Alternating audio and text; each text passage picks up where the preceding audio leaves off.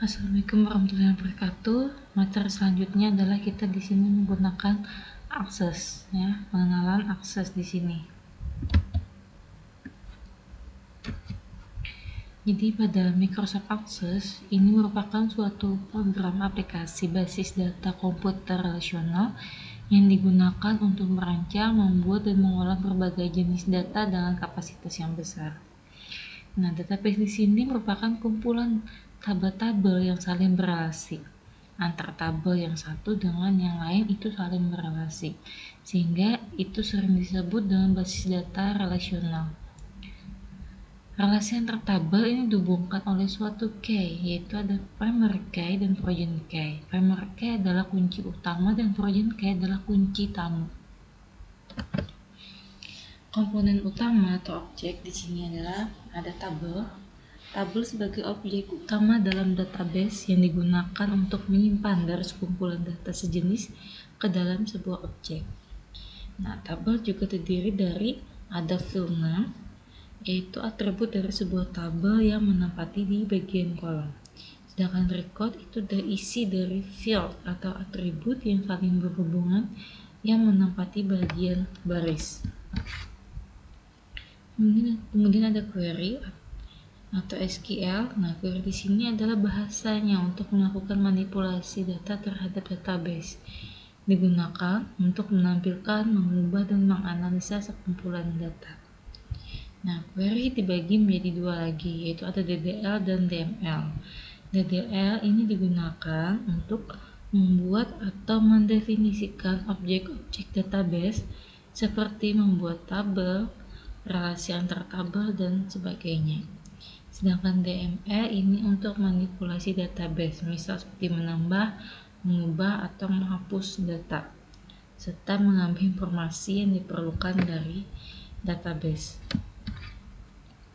Kemudian ada form. Nah, form di sini untuk mengontrol proses masukkan data input ataupun menampilkan data atau output. Kemudian memeriksa dan memperbaharui data.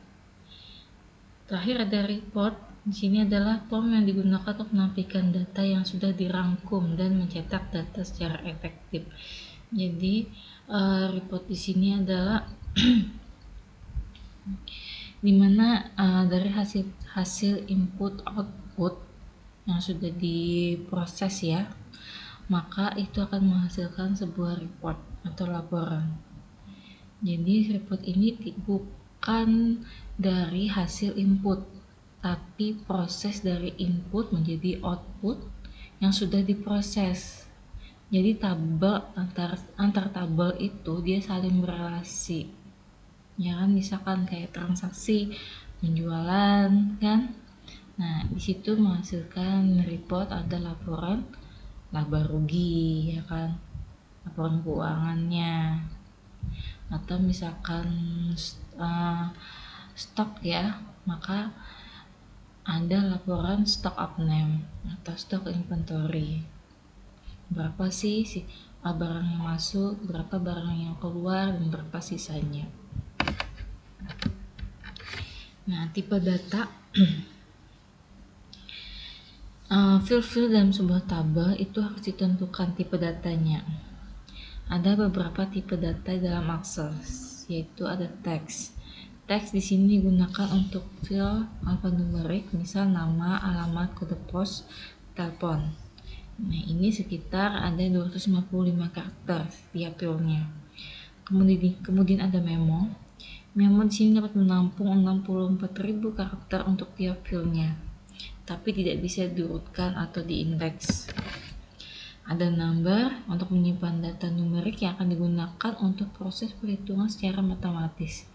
Kemudian ada date atau time, ada currency, ya, untuk nilai mata uang, ada auto number, kemudian yes or no, ya, sebagai pilihan. Kemudian ada oleh objek, ini untuk eksternal objek seperti bitmap atau file suara. Ada hyperlink, ya, untuk menghubungkan suatu data. Kemudian ada lookup wizard, ini menggunakan tipe data Apabila menggunakan tipe data ini untuk sebuah field, maka bisa memilih sebuah nilai dari tabel lainnya atau dari sebuah daftar nilai yang ditampilkan dalam combo box. Nah, di sini ada langkah-langkah pembuatan tabel. Ya.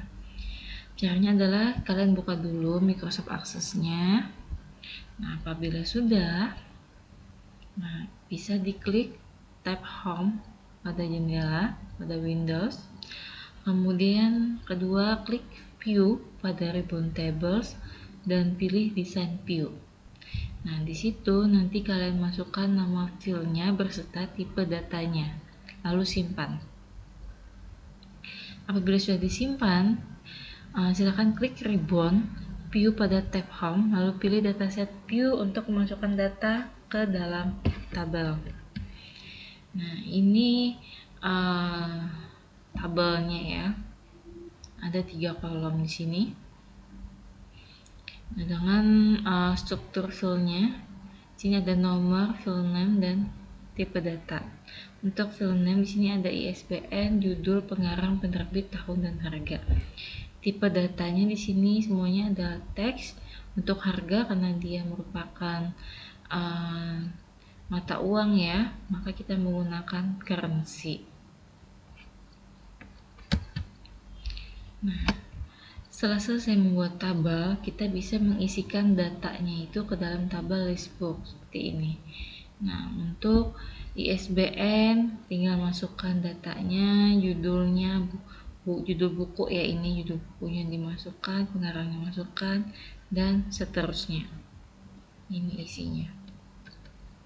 Oke, sekian untuk pengenalan akses. Sekian untuk hari ini. Wabillahi taufiq hidayah. Wassalamualaikum warahmatullahi wabarakatuh.